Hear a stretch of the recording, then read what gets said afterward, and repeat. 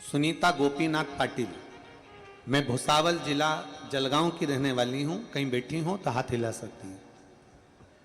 आप ही हैं? बच्ची आई है क्या साथ में? आ जाओ, बेलपत्र ले जाना। आ जाइए।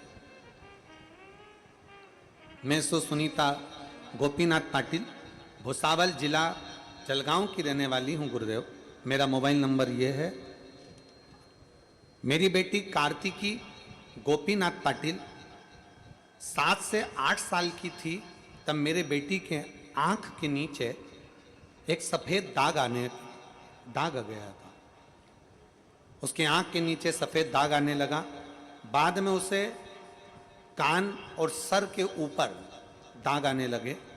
मैंने भुसावल के सभी डॉक्टरों को दिखाया, उन्होंने ये सफेद दाग ही है उसे कह दिया। मैं बहुत परेशान हो गई। मुझे मेरी बेटी 7 साल के बाद में हुई है और उसे ऐसी बीमारी लग गई कि मुझे बड़ा दुख होता है। कहाँ भी जाती थी तो लोग पूछते थे कि ऐसा क्या हुआ। मेरी बेटी को कहीं सफ़ेद दाग लगने लगे और मेरी बेटी का शरीर सफ़ेद पड़ने लगा। समझ में नहीं आता।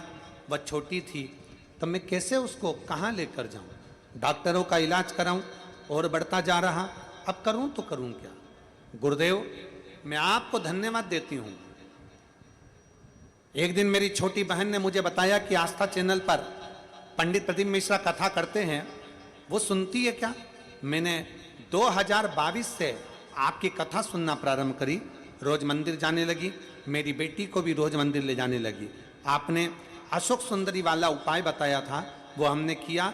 शाम के समय मंदिर जाके लोटा भर जल समर्पित करके उसका थोड़ा सा जल घर लाकर मेरी बेटी को स्नान करवाया।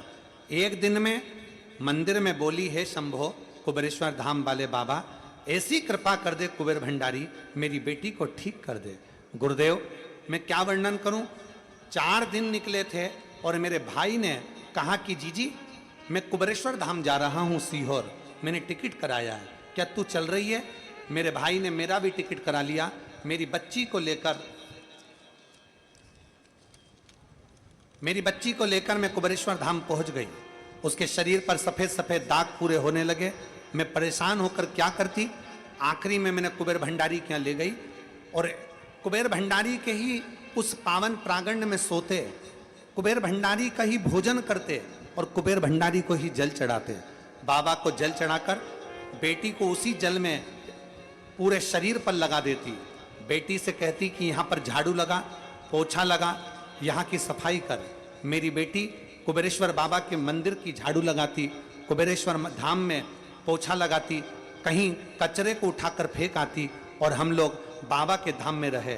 मैंने अपनी बेटी से कहा कि इस भूमि पर कंकर शंकर है, तू एक बार लोट लगा और मिट्टी भी अपने शरीर पर लगा। मेरी बेटी ने मिट्टी लगाई। मैं बाबा को धन्यवाद देती हूँ।